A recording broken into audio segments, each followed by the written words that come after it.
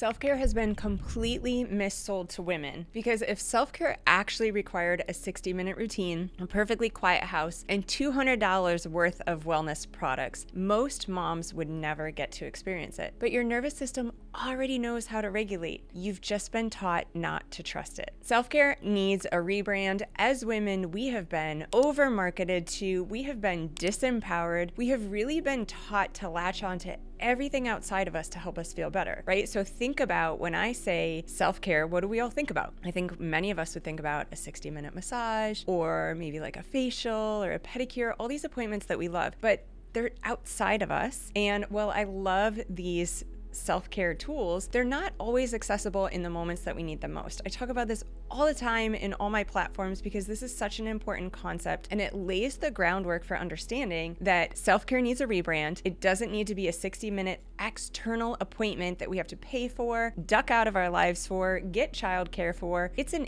inside job. Self-care is an internal regulation tactic, and we can do this in the micro moments we actually have access to. My favorite method for teaching internal self-care and connection is through the brainwave tools, and that's what we're going to be talking about in this episode. Self-care isn't something that you buy, it's something that you create within yourself in any moment. This can literally be at the end of a long day. Maybe you've got kids with you and you're juggling homework and making dinner, or you're slinging carpool and they're fighting in the back seat, or perhaps if you don't have children, you're just moving from like work task to work task, email to email. It's in these moments that we actually need access to self-care, and that's exactly what these tools provide. I don't know why more people out there aren't talking about brainwaves. I feel like I've stepped upon the holy grail, but the reality is I had to create and find new systems for myself as a busy woman of 3 who was juggling career, doing all the right things, and needing to somehow find time to schedule out ways to take care of myself. And so I see this in a lot of the women that I work with because I couldn't get to those appointments, or when I finally did get to those appointments, they didn't work. I started to beat myself up. And what I mean when I say they didn't work is, I don't know about you guys, but like how often have we just pushed through either the day, the week, the month until we can get to that appointment, that massage, right?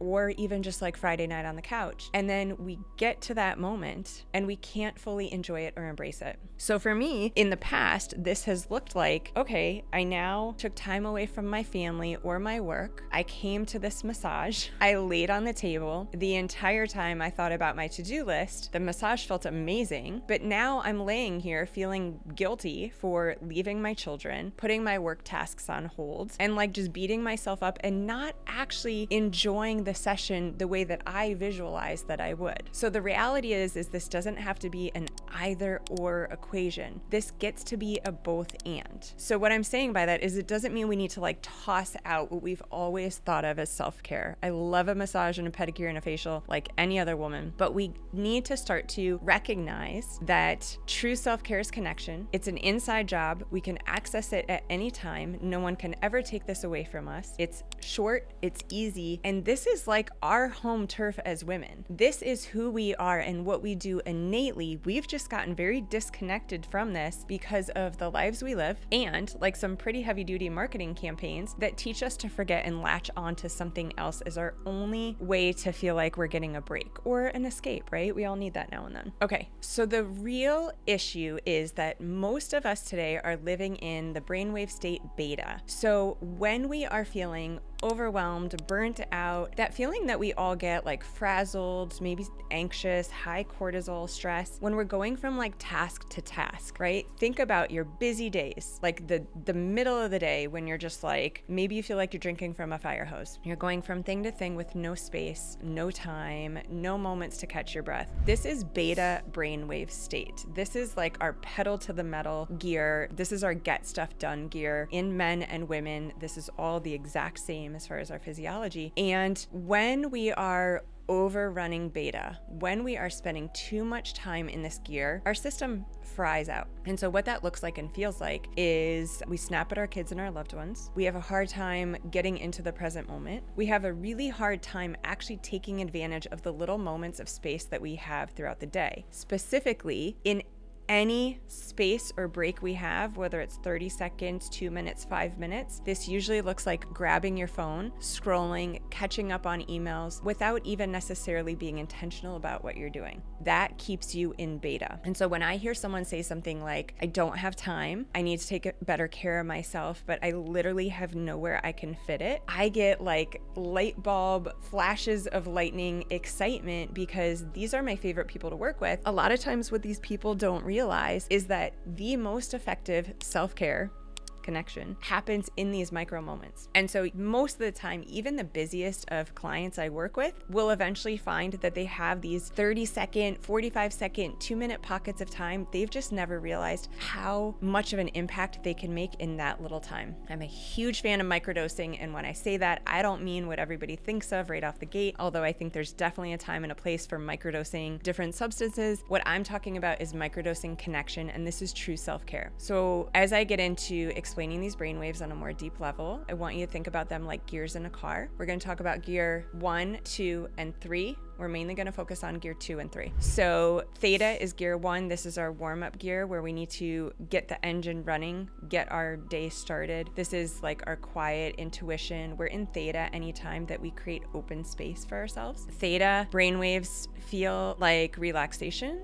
They feel like we actually get to catch our breath. Spending even a couple minutes in theta helps us close all those open tabs in our brain. It helps downshift our nervous system out of survival and into connection. And all we need to do to experience theta is to create space. And so in those micro moments of like the 30 seconds here, the 2 minutes there, instead of grabbing our phone, if we simply do something like put our devices down and look up and out at our environment for about 2 minutes, we're accessing a brainwave state called theta. Okay, so that's a huge one. What I really want to focus on is alpha. Alpha is gear 2. This is like our heart open state. This is where you live in present time. This is where you feel really, really good. It feels like that bliss that we have after a workout, where like your mind is sharp, you can get everything done, but you're like very grounded. You have very grounded energy. And so if you're in the middle of a task in alpha, or like after you have a great workout and maybe a loved one comes up in front of you, you can easily task switch. So you can be in go mode in alpha, like getting stuff done, and then you can easily switch into complete present time flow. So what I aim to do now is actually show you ways in your life that you are probably already doing this without recognizing it. You are probably already either craving and then not listening to yourself, craving alpha, craving a break, and then not listening and like staying on your phone instead, which is keeping you in beta. I very much have been guilty of this in the past and can in present time too if I'm not careful. Or you're doing this, you are getting yourself out of beta during your busy day and into alpha, but not realizing how effective what you're doing is. And so my goal in this next part of this episode is for you to recognize how innately in tune we all are. Again, we have been sold the system of self-care that it's like, if you want to feel good, you need this thing. And I'm going to say we need to completely flip that on the head.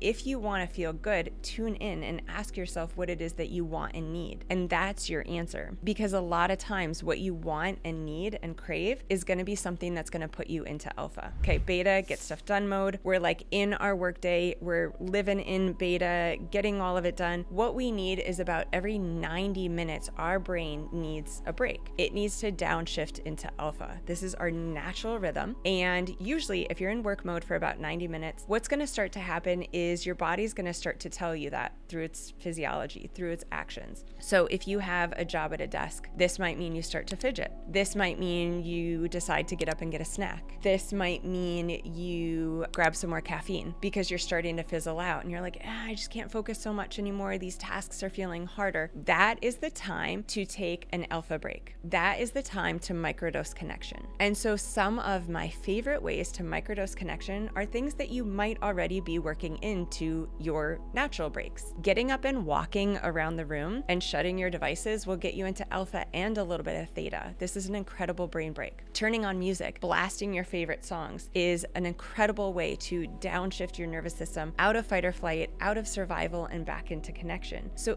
every time you do that, you aren't just adjusting yourself in the moment, like you aren't just creating a state change in that moment. You are training your nervous system to be able to task switch, to be able to downshift in any moment. Our nervous system learns through frequency and consistency. So you're like flexing that muscle. So what's happening when we do this is in that moment, you are going from busy beta brain, you are dropping down and relaxing your nervous system, you are resetting. It's like taking a water break in the middle of a long workout or a long run so that you can go back into your tasks with like fresh eyes, fresh brain. You get so much more done in a shorter amount of time. We're naturally doing this without thinking about it. We have just stopped realizing that these subtle, small, simple tools can actually be the most impactful. As women, we have gotten so quote unquote good at making things more complicated than they need to be. We assume that we need a really intense, long protocol to be able to move the needle. We think that we need to spend a lot of money and a lot of time to make an impact in our nervous system. I'm here to tell you that we don't. And so next time you are feeling those symptoms of being overwhelmed, maybe like brain fried in the middle of your busy day, feel like you're drinking from a fire hose and just can't do it anymore, I want to encourage you to just like take a step back, maybe even put your hand in your heart, ask yourself, what is it that you need in this moment, and take action. The more and more we do that, you are going to start to flex that muscle of inner regulation. You are going to continue to microdose that connection from the inside, retraining your nervous system, upgrading your hardwiring. And so that over time, what this looks like is being able to go from any task, high energy or low energy, and oscillate between the two. And as a woman, I am convinced that this is one of the most important muscles that we strengthen, because you think about how often throughout your day are you task switching? How often are you going from get it done mode to needing to be present with your children or your loved ones mode? It's like all day, every day. And so the way that we do this is by flexing these skills, by taking these mini breaks throughout our day. Set a timer every 90 minutes throughout your workday. Take a 2-minute microdose of connection. Engage in an alpha activity. Anything that feels good, anything that you desire, anything that you crave. I'm just going to say the one caveat is it has to be off screens, because screens keep us in beta. You guys, self-care is so much easier than we've made it out to be. It desperately needs a rebrand. We're going to do it together. We are going to microdose connection. If this has resonated with you, I want you guys to click the first link below. It's called the Urgency Reset. This is a free workshop I have filmed on exactly this topic, teaching you how to downshift in the real moments, teaching you how to embrace self-care and connection from the inside. It teaches you simple brainwaves, tools, and methods to get you instantly out of that urgency, overstimulated, overwhelmed, and back into calm, clarity, and connection. Last thing, I just really want you guys to understand, self-care doesn't only live in a spa day. It's actually an internal state that you can access at any point. And most important message for you to hear, you've probably been feeling and craving and knowing exactly what it is all along. And hopefully after this episode, you have learned now to tap in, tune in, believe, and listen to that and live from there. I'll see you next time.